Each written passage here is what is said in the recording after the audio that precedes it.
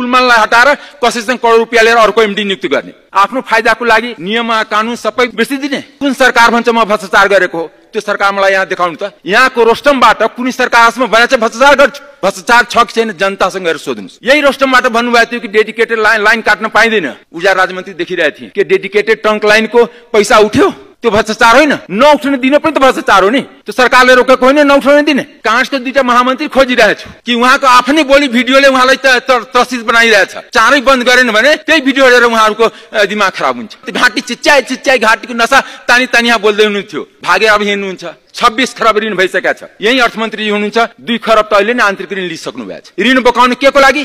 मन्त्रीजीको क्वार्टरमा AC राम्रोसित चल्नु पर्यो, गाडी राम्रो हुनु पर्यो। पुरानो गाडी चल्यो भने मन्त्रीजीहरुलाई पाप लाग्छ। वास्तवमा सरकारले त धेरै काम गरेको छ, कसले भन्छ काम गरेको छैन। भूमि आयोग बन्दाखेरि 37 वटा एमाले र काङ्ग्रेसले भागभण्डा गरेको छ कि काम भएन। जसको शिक्षा मन्त्री चाहिँ तेरे युनिभर्सिटी त्रिभुवन विश्वविद्यालय बन्द गर्छ, काङ्ग्रेसको शिक्षा मन्त्री हुँदाखेरि नेविसँगले बन्द गर्ने, एमालेको शिक्षा मन्त्री अहिले छ त अखिलले बन्द गर्ने। यो पनि त काम हो नि, किन देशमा त शिक्षा हुनै दिनु हुँदैन नि। शिक्षा भयो भने त यस्ता सरकार कसले चल्न दिन्छ? यो काम त देखाउनु भएन कि 7 अरबको मन्त्री क्वार्टर बनाए, 7 अरबको प्रदेश प्रमुख मुख्यमन्त्रीको 4 अरबको क्वार्टर बनाए। यो काम देखो कि त्यहाँ कमिसन त टटाक आउँछ नि। शिक्षामा लगानी गरे भने, रोजगारी बढायो भने त्यसमा त कमिसन आउँदैन नि। 1 खरबको देशभरमा भ्यू टावर बनाएको छ, त्यो काम हो? जनताले त्यसबाट के पाए? 1 खरबको देशभरिमा गाउँपालिकादेखि नगरपालिकादेखि प्रदेशदेखि गेट बनाउनुदेखि भ्यू टावर बनाएको छ, जहाँ त्यो भ्यू टावरको कुनै काम छैन। त्यो जनताको ट्याक्स पे मनी तपाईले बर्बाद गर्ने कसले अधिकार दिएछ? तपाई हरेक साल जनताको टाउकोमा ऋण बुकाइराख्नु भएको भन्छ हामी राम्रो काम गरिरहेछौँ। बिचौलिया कसले उत्पादन गरेको? नेपाली जनता कि सरकारले? के हामी फ्रन्ट पेजमा पढिन